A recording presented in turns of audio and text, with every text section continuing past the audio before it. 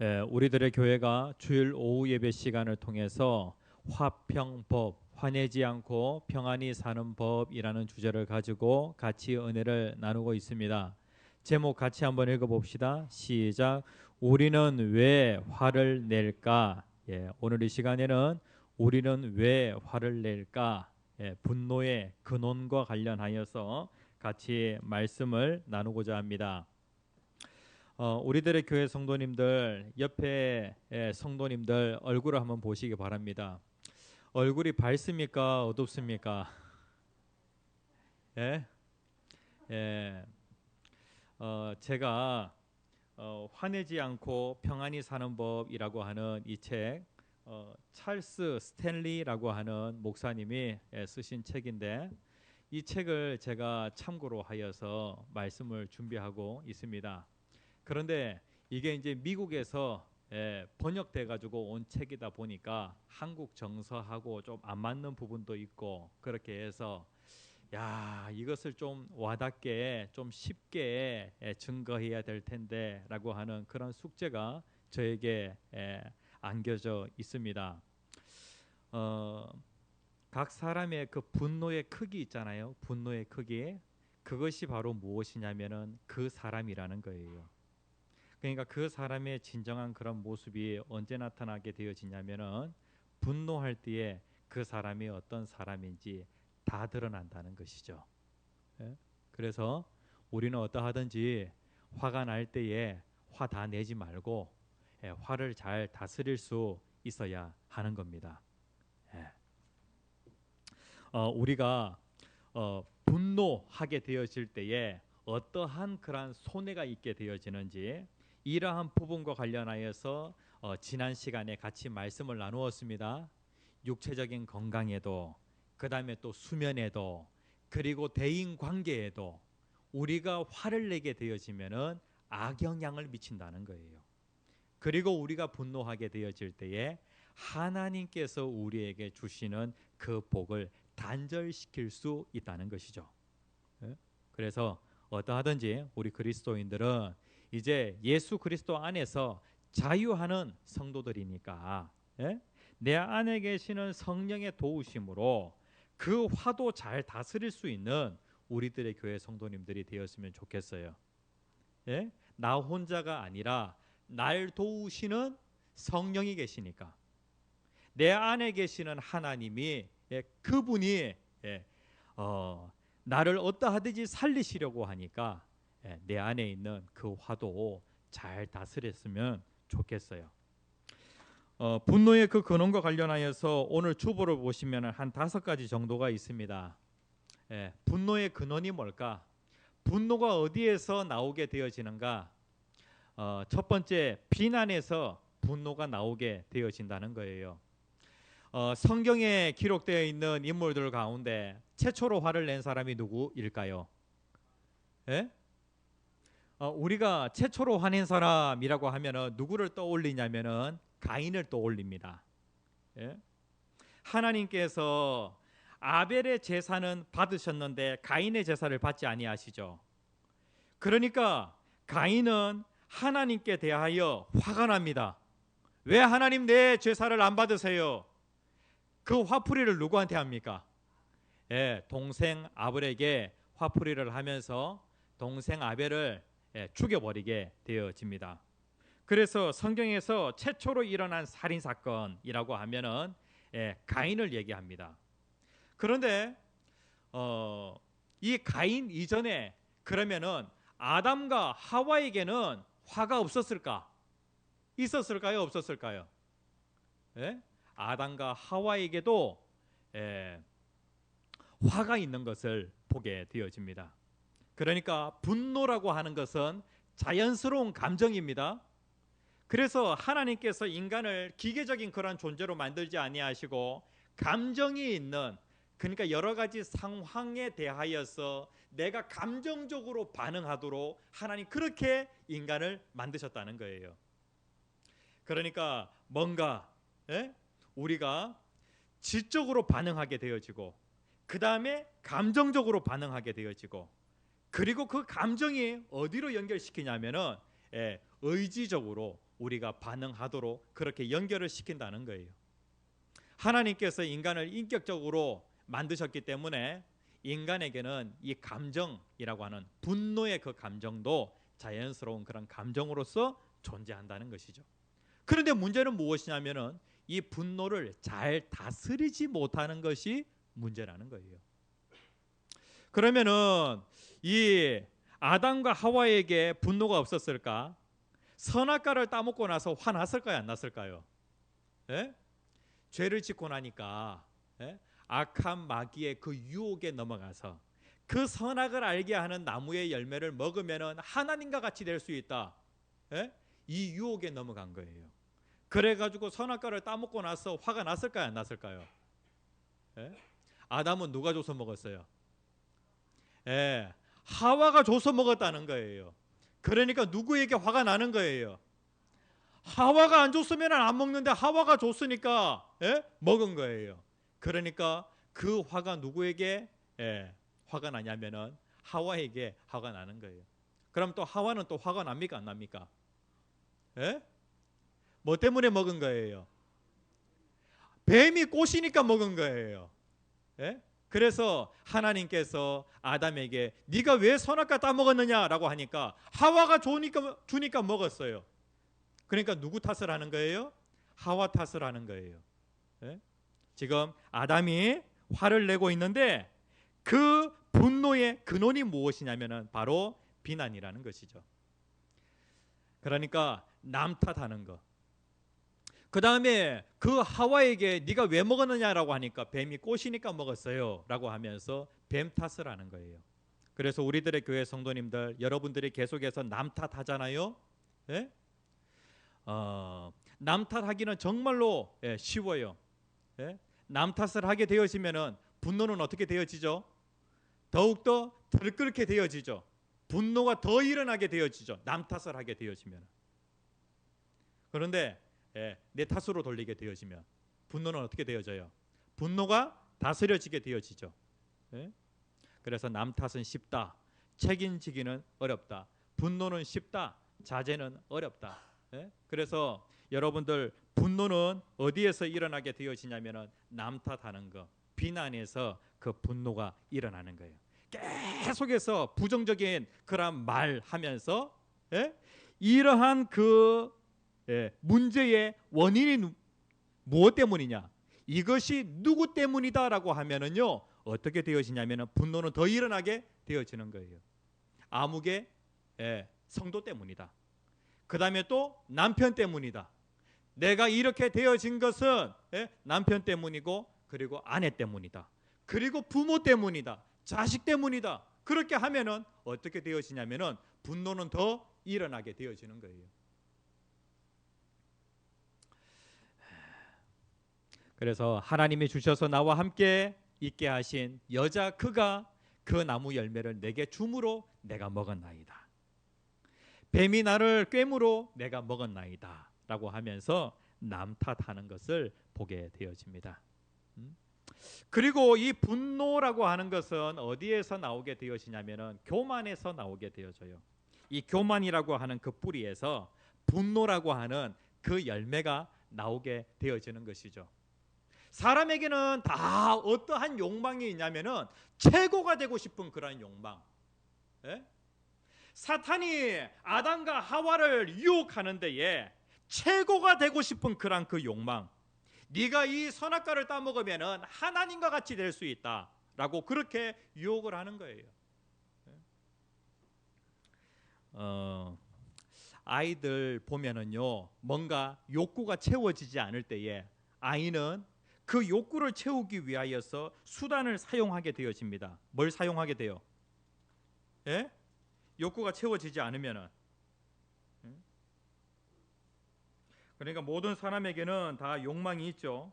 그런데 그 욕망이 채워지지 않게 되어질 때에 아이는 울음을 터뜨리게 되어집니다. 아이들 보게 되면은 태어난 지 몇 달 지나게 되어지면은 자기 뜻대로 하겠다고 성질을 부리기 시작합니다. 그렇죠? 그런데 이것이 바로 무엇이냐면은 자기가 원하는 것이 있는데 자기의 그 원하는 것 이것을 충족시키기 위하여서 아이는 무엇을 사용하냐면은 울음이라고 하는 것을 사용하게 되어지죠. 예? 그러면은 이제 부모가 어떻게 하게 되어져요? 울게 되어지면은 아이가 원하는 것을 들어주게 되죠. 그런데 이것이 계속해서 반복이 되어지면은 무슨 일이 벌어지게 되어지냐면은 아이가 20살이 되어도 그 다음에 또 40이 되어도 그리고 60이 되어도 계속해서 어떻게 하게 되어지냐면은 자기가 원하는 것이 있는데 그 원하는 것을 채우기 위하여서 성질 부리기를 한다는 거예요. 성질 부리기. 예? 그러니까 이것을 붙이기는 그 원동력이 무엇이냐면은 바로 교만이에요. 다른 사람의 욕구나 감정은 무시하고 자신이 원하는 것을 원하는 시점에 갖고자 하는 그러한 그 마음이 있는데 이러한 마음이 있을 때에 어떻게 하냐면은 아이들은 울음. 그런데 그 울음이 나중에 어떻게 되어지냐면은 성질 부리기로 가게 되어진다는 거예요.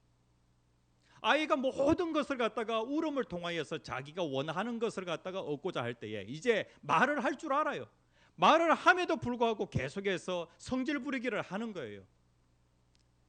이때에 부모는 어떻게 해야 되냐면은 잠언 22장 6절 말씀에 보면은 마땅히 행할 바를 아이에게 가르치라라고 그렇게 말씀을 하고 있어요. 자기가 원하는 시점에 자기가 원하는 방식으로 그 모든 것들이 이루어지지 않으면은 성질 부리기를 하는 거예요. 어렸을 때에 이것이 다스려지지 않으면은 어떻게 되어진다면은 나중에 나이가 들어서도 40, 60, 그다음에 80 되어서도 이것이 계속해서 반복되어진다는 것이죠. 이것이 어디에서 나오냐면은 교만에서 나오게 되어지는 거예요. 그래 성질 부리기의 원동력은 바로 교만입니다. 다른 사람의 시작 다른 사람들의 욕구나 감정은 무시하고 자신이 원하는 것을 원하는 시점에 갖겠다는 것이 바로 이 성질 부리기입니다. 이 성질 부리기 한 사람이 있는데요. 이제 그 하나님 앞에 성질을 부렸던 이 아담과 하와, 이 하와의 자녀가 누구냐면은 바로 가인과 아벨입니다. 하나님 앞에 가인과 아벨이 제사를 드렸는데 이 가인 그는 농사짓는 사람입니다.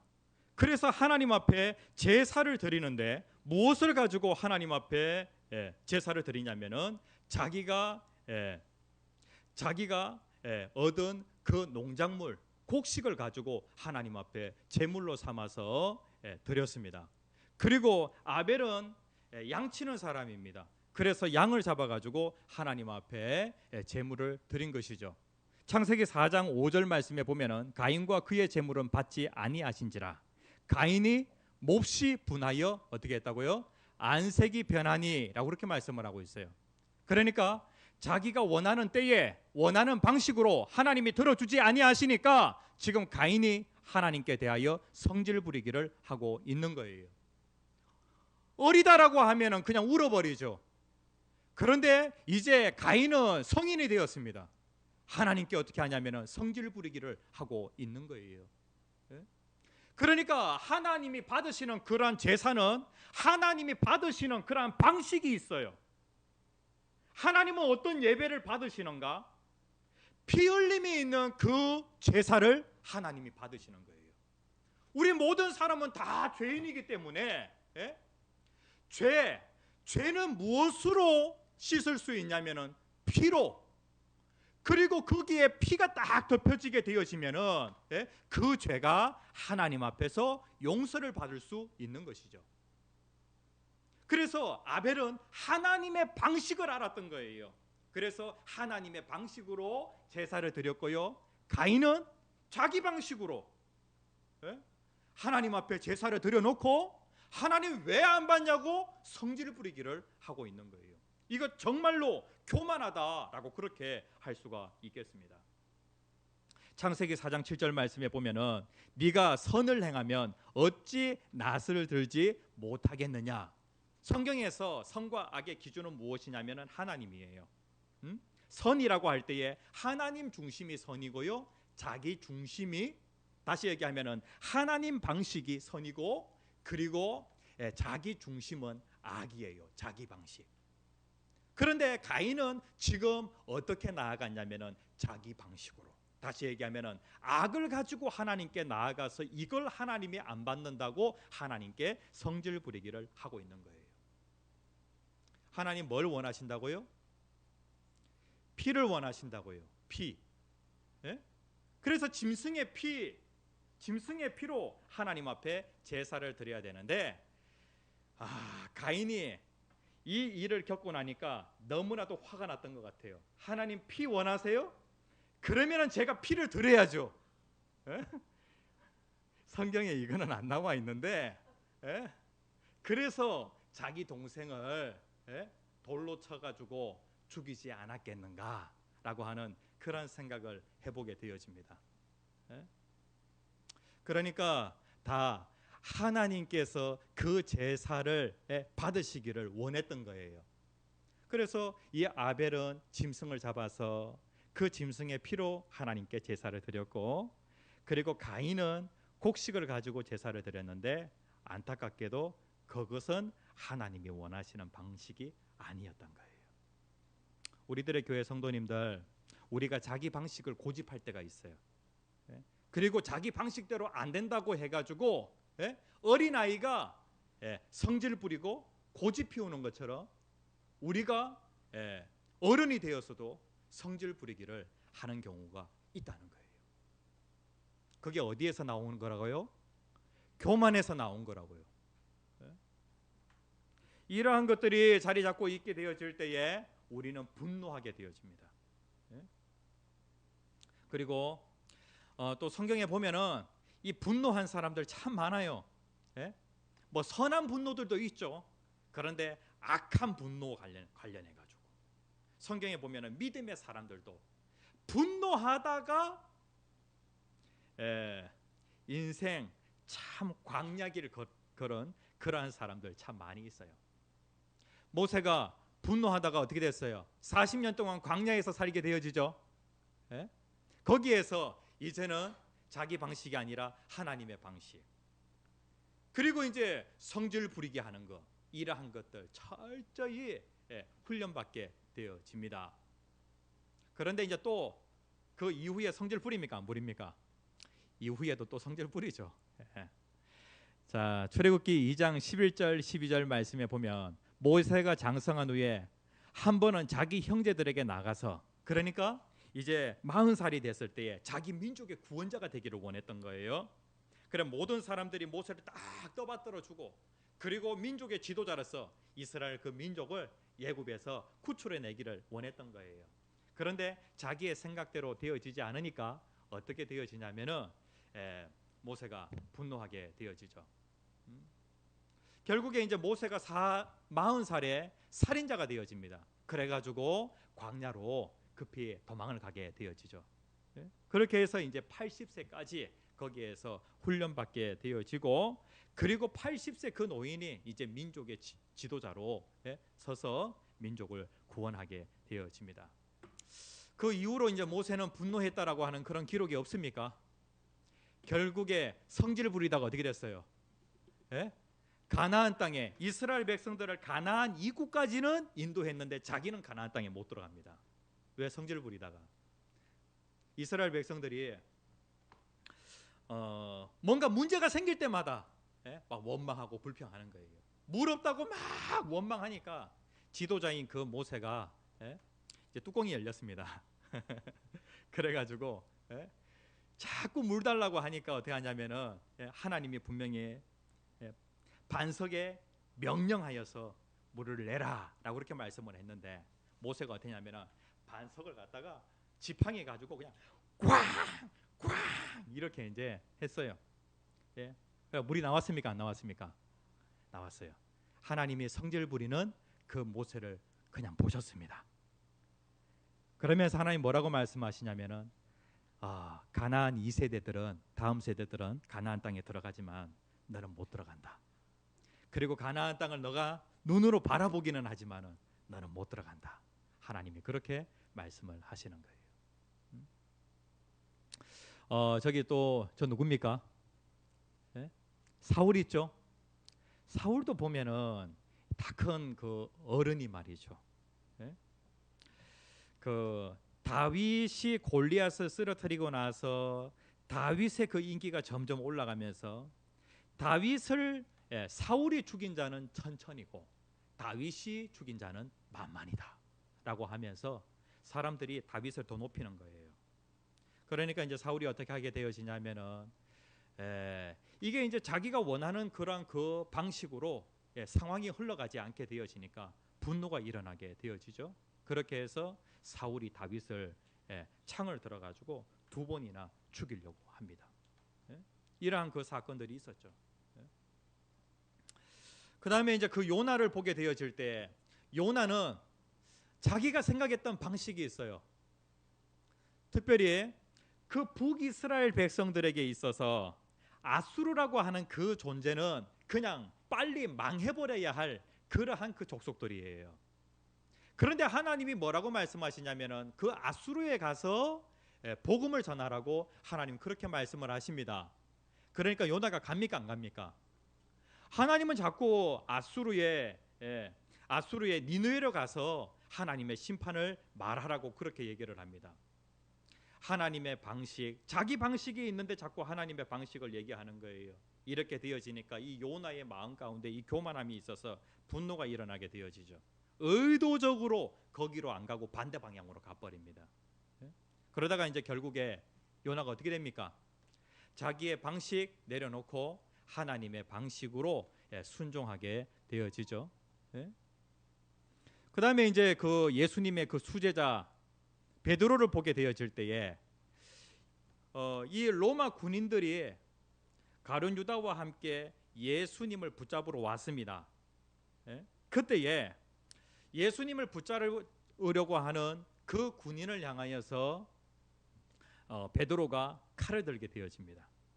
칼을 들어가지고 그 종 말고의 귀를 갖다가 잘라버리게 되어지죠. 그때 예수님 뭐라고 말씀하시냐면은 칼을 뽑는 사람들은 모두 칼로 망할 것이다 라고 그렇게 말씀을 합니다. 그러니까 이제 이 분노라고 하는 것 이게 나름대로 자기 방식대로 되어져야 한다라고 하는 그 생각이 무엇이냐면은 바로 교만이에요. 교만. 그래서 그것 자기 방식대로 되지 않으면은 성질 부리기를 하게 되어집니다. 그 다음에 이제 이 세 번째 뭡니까? 불안. 불안하면은 특별히 그 쉽게 화내는 사람들 있잖아요. 이러한 사람들 가지고 있는 그 특징 가운데 어떠한 그 공통점이 있냐면은요. 이 불안감에 시달리게 되어지면은 화를 잘 낸대요. 불안하면. 제가 이제 이 책을 쭉 읽어가면서 이제 이런 내용이 있더라고요. 대부분의 경우 사람들이 불안감에 시달리는 이유는 어린 시절에 꼭 필요한 사랑을 경험하지 못했기 때문이다. 어렸을 때에 사랑을 받아야 되는데 사랑을 잘 받지 못한 그러한 그 성장 배경이 있잖아요. 그러면은 쉽게 화를 잘 낸대요. 그러니까 부모가 어떻게 해야 되냐면은 부모가 자녀를 사랑해 주어야 되고 그리고 자녀의 그런 그 실수 그다음에 또 자녀의 그런 죄 허물에도 불구하고 어떻게 하냐면은 너는 정말로 소중한 존재다. 엄마 아빠는 너를 끝까지 신뢰한다라고 하는 이러한 그 믿음을 아이에게 줄 필요가 있다는 것이죠.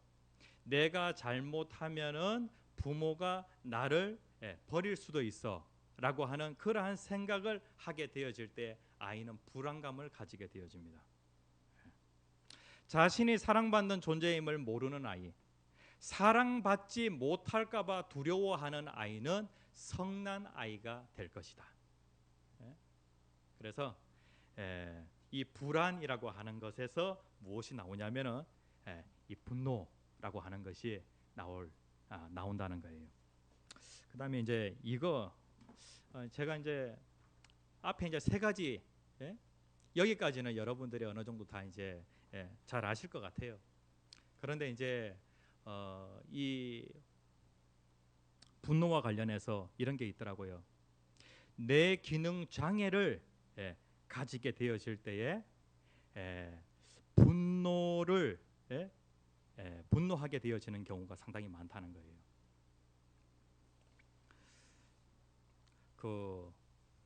갑자기 사고를 당해가지고요, 뇌 기능에 뭔가 장애를 입게 되어집니다.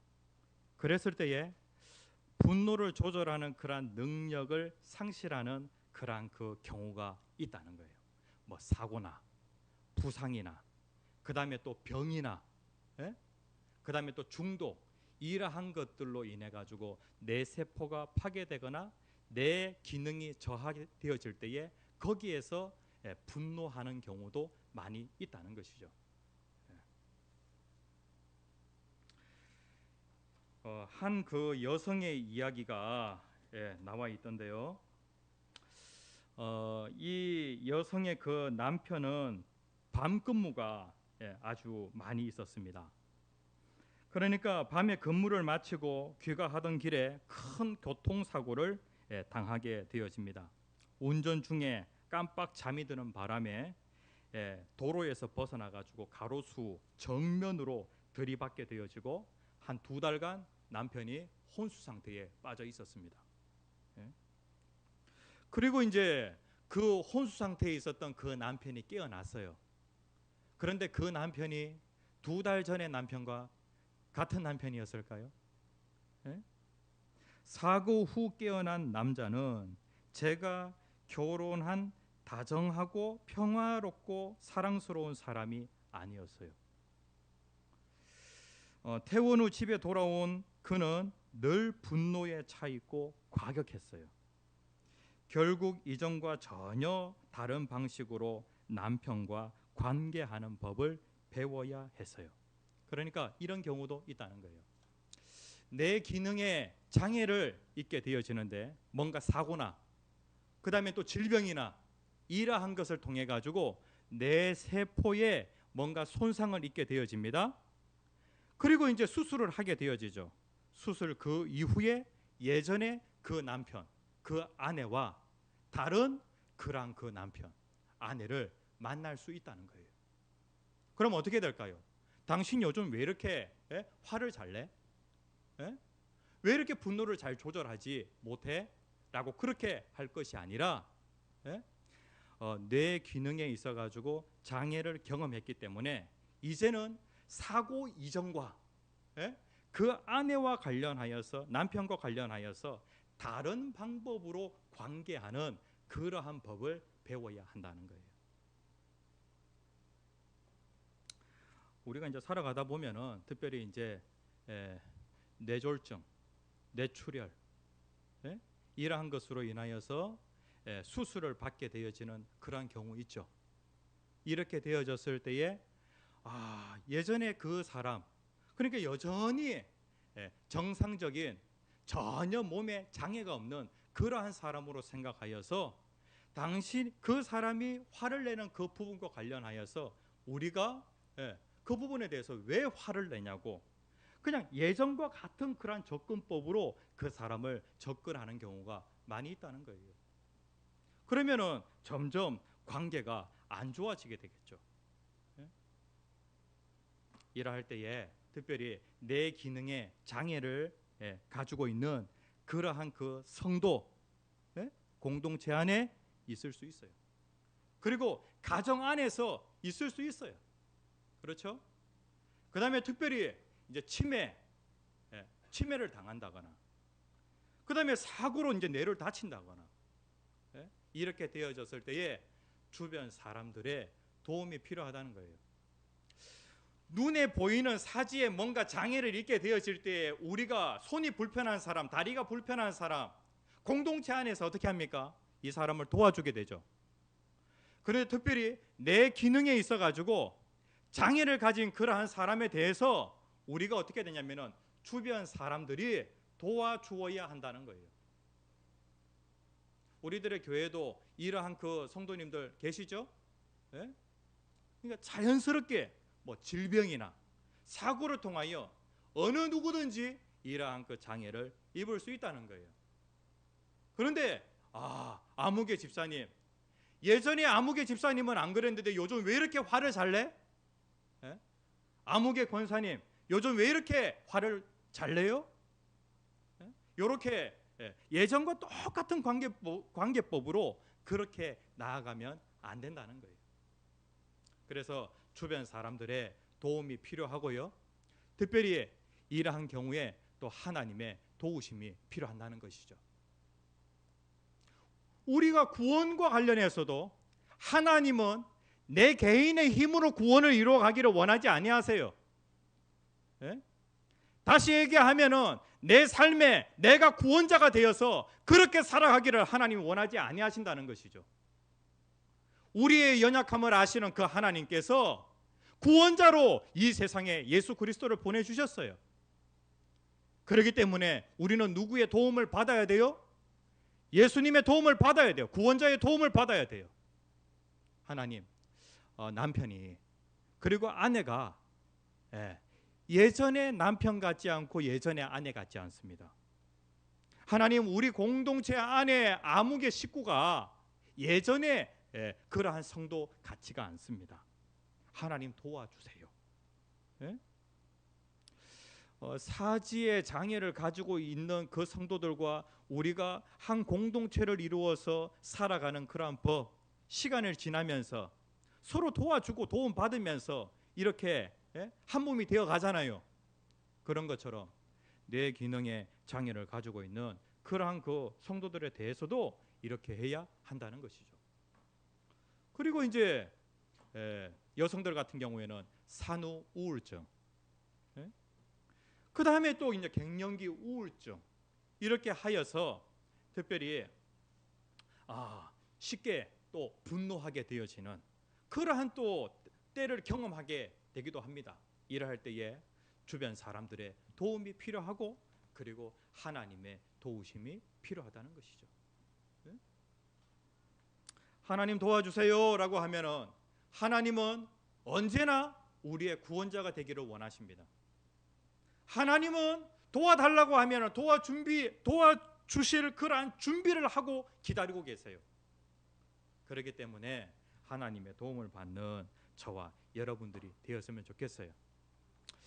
내 손상을 입었거나 내 질환을 앓는 사람과 그 주위의 모든 사람을 향한 하나님의 뜻, 계획, 목적 그리고 그것을 이루실 주님의 신실하심을 과소평가하거나 평가절하해서는 안 된다.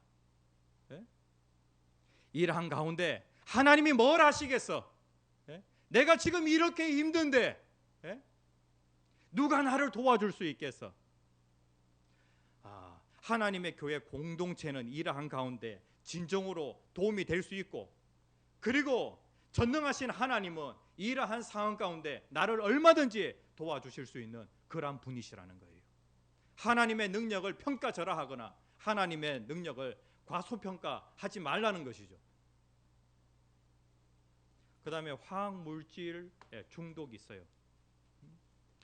화학물질이라고 하면은 예를 든다고 하면은 뭐 술, 그 다음에 이제 오늘날 보면은 그 약을 많이 드시는 분들이 있어요. 그리고 뭐 또 신경 안정제, 그 다음에 또 뭐 여러 가지 또 뭐 약들 많이 있죠. 많은 약이나 약물을 장기간 복용하는 그러한 그 일을 경험하게 되어지면 화학물질에 의한 중독을 경험하게 되어집니다. 그러면 이것이 뇌에 영향을 끼치게 되어져요. 약 많이 먹거나 술을 많이 마시거나 이렇게 할 때에 뭐 마약만 이 뇌에 영향을 끼치는 것이 아니라 여러 가지 그런 약들도 다 뇌에 영향을 끼치게 되어지는 거예요. 특별히 성경은 술과 관련하여서 얘기하고 있는데 술 취하지 말라라고 그렇게 말씀을 하고 있죠. 이 나발과 다윗 그 이야기가 있는데요. 이 나발이라고 하는 아주 부자가 있었어요. 그런데 그 당시에 이 나발은 지방에 살고 있었는데 정부의 그 정규군이 그 지방에 살고 있는 나발을 갖다가 지켜줄 수가 없었던 것이죠. 그런데 이제 다윗이 사울을 피하여서 돌아다니다가 어느 한 지역에 머무르게 되어지는데 나발이 살고 있는 그 동네에서 다윗이 자기를 따르는 400명과 함께 거기에 정착을 하게 되어집니다. 다윗은 싸움을 참 잘하는 그러한 사람이니까 다윗이 어떤 역할을 하게 되어지냐면은 그 지방을 갖다가 안전하게 지켜주는 그런 역할을 하였어요. 이렇게 될 때에 부자인 나발은 어떻게 합니까? 보통 이제 부자들이 이러한 그 군인들에게 뭔가 양식도 제공하고 이렇게 한다고요. 그런데 이 나발은 완전히 구두쇠였습니다. 이게. 아니 다윗의 그 군대를 통하여서 안전하게 보호를 받는데 그러면 뭐라도 좀 베풀어야 될 거 아니에요. 나발은 베풀지 않는 거예요. 이러한 상황 가운데 다윗이 화가 났어요. 아니 분명히 투수대가 돼가지고 많은 것들을 거둬들이는데 안전하게 자기의 재산이 다윗의 군대를 통하여서 보호를 받고 있는데 아무것도 안 하는 거예요. 다윗이 화가 나가지고 나발을 죽여버리겠다. 그렇게 이제 나아가는 것이죠. 그때 수확을 하고 나발이 너무 기분이 좋아가지고 술을 한잔 하고 말이죠. 술에 취해가지고 있게 되어집니다. 그러니까 다윗은 죽이겠다고 오죠. 그때 누가 있었냐면은 나발의 아내 아비가일이라고 하는 아내가 있었어요. 이 아비가일이라고 하는 요 아내는요 참 지혜로운 그런 사람입니다. 남편은 지금 술 취해 있어요. 술 취해 가지고 지금 상황이 어떻게 돌아가는지도 모르고 죽을 짓만 하고 있는 거예요 지금. 이러한 상황에서 누가 도와주게 되냐면은 이 아비가일이 도와주게 됩니다. 그래가지고 이제 나발이 그 순간에는 죽임을 당하지 않죠. 그러니까 특별히 하나님의 교회 공동체 안에도 여러분들의 가정 주변에도 이렇게 화학 물질로 인하여서 또 쉽게 또 분노하고 또 술에 취하게 되어지면은 우리가 어떻게 되어지냐면은 술이나 마약 같은 경우에는 여기에서 얻을 것은 하나도 없어요. 술 취하게 되어지면은 사람의 지각을 흐려 놓아서 엉터리 판단을 내리게 만들고, 그 다음에 반응 속도가 느려져서 차량이나 기계를 조종하는 경우 대단히 위험할 수 있고, 그 다음에 또 소근육 기능과 대근육 기능이 약해져서 넘어져 다치거나 기타 물리적인 그런 부상을 입을 수 있고, 그 다음에 같이 한번 읽어봅시다. 시작. 분노, 좌절, 증오, 원통함과 적개심 등 부정적인 감정이 커지는 경향이 있다. 술 취하게 되어지면 이렇게 될 가능성이 크다는 거예요. 그러니까 이러한 것들을 통하여서 뭐가 일어난다고요? 분노가 일어난다는 거예요. 우리가 한 5가지 정도 쭉 살펴봤습니다. 남 탓하게 되어지면 분노 점점 커지고, 그리고 자기 방식을 고집하게 되어지면 이게 결국에 교만인데, 교만하면 거기에서 또 분노가 일어나게 되어지고, 그 다음에 또 불안, 특별히 어린 아이들 충분히 사랑을 주고, 그리고 또 어른이 되었는데 충분히 사랑을 받지 못하고 어른이 되어서 이 불안감에 있게 되어질 때에 쉽게 또 분노하게 되어지죠. 뇌기능 장애, 그 다음에 화학 물질에 의한 그러한 중독, 이러한 것들로 인하여서 우리가 분노를 잘 다스리지 못하고 분노에 의해서 우리가 악영향을 입게 되어진다는 거예요. 이럴 때 우리는 어떻게 해야 돼요? 내 안에 있는 강력한 힘이 있죠. 그게 뭐예요? 예수 그리스도 안에서 우리는 성령의 도우심으로 우리가 그 모든 것들을 끊어버릴 수도 있고, 그리고 그 모든 것들을 다스릴 수가 있는 것이죠.